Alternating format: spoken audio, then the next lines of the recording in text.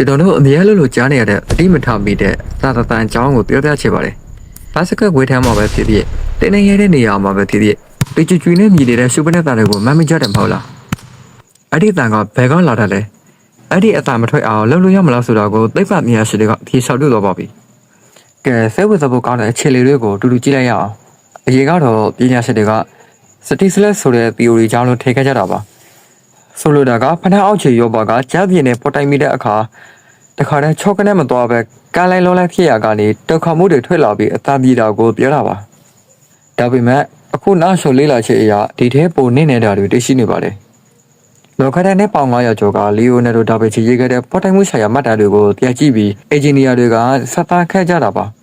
သူတို့ကအထူးပြုလုပ်ထားတဲ့မှတ်သားပြေပေါ်မှာဖဏရောပါကိုပေါ်ဆွဲပြီး high speed cable နဲ့တစ်စက္ကန့်ကိုပုံရိပ်ပါတသားရိုက်နေတဲ့ cable နဲ့ရိုက်ကြည့်လိုက်တဲ့အခါတွေ့ရှိချက်ကတော့ရောပါအောက်ခြေမှာမြည်စည်းနဲ့မမြင်နိုင်တဲ့အရေးကြောင်းလေးတွေကိုဖြစ်ပေါ်လာတာပါအဲ့ဒီအရေးကြောင်းတွေကတစ်စက္ကန့်ကိုမီတာ100နီးပါးအမြန်လုံးနဲ့ပြေးလွှားနေတာကိုတွေ့ရပါတယ်ဒီလိုင်းလေးတွေကနေတစ်ချက်ကျွန်တော်တို့ကြားနေရတဲ့ကျူရှူတဲ့အတန်ထွက်လာတာပါဖဏအောက်ခြေကအစင်ကြောင်းတွေကအတန်ကိုပိုပြီးကြည်လေပြတ်သွားစေပါတယ်သိပ္ပံပညာရှင်တွေကဖဏအောက်ခြေရောပါအထူပါကိုသိပ္ပံပညာရှင်တွေကဖဏအောက်ခြေရောပါအထူပါကိုပြောင်းလဲခြင်းအပြင်မတူညီတဲ့တန်တွေကိုတောင်ထုတ်ပြနိုင်ခဲ့ကြတာပါဒါဆိုတန်မပြေတဲ့ဖဏတွေပေါ်လာမလားဖြစ်နိုင်ပါတယ်အခုသူ့တည်တဲ့အရာဖဏအောက်ခြေဒီဇိုင်းကိုအနုစိတ်ပုံစံအသေးတွေပြောင်းလဲလိုက်ရင်ဒီအသားတွေကိုလူမကြားနိုင်တဲ့အရှိတီရှော့ချပေးလို့ရပါတယ်ဒါကဖဏတယ်မဟုတ်ပါဘူးနော်ကော်ပလိတ်တွေတန်ရော်တွေနောက်ဆိုလူတွေရဲ့ဒူးစိတ်အထုတွေမှာဖြစ်တဲ့ပေါ်တိုက်တန်တွေကိုပါဆော့ချနိုင်ပါတယ်ဒီကုတ်ချုပ်ပြောရရင်ဒီစသချက်ကဖဏတယ်မကောက်ပါဘူးကပ္ပမြေကလေးတွေကိုဘယ်လိုဖြစ်ပေါ်လဲဆိုတဲ့အထိလေ့လာဖို့အထောက်အကူပြုပါတယ်ဖဏအောက်ခြေကဖြစ်စလေးတွေကိုနားလေတာကနေမြေကလေးလိုင်းတွေကိုခတ်မှတ်ဖို့အထိတုံ့ချနိုင်ပါပါကဲတငယ်ချစ်တို့ရောဘတ်စကတ်ဝေးထဲမှာ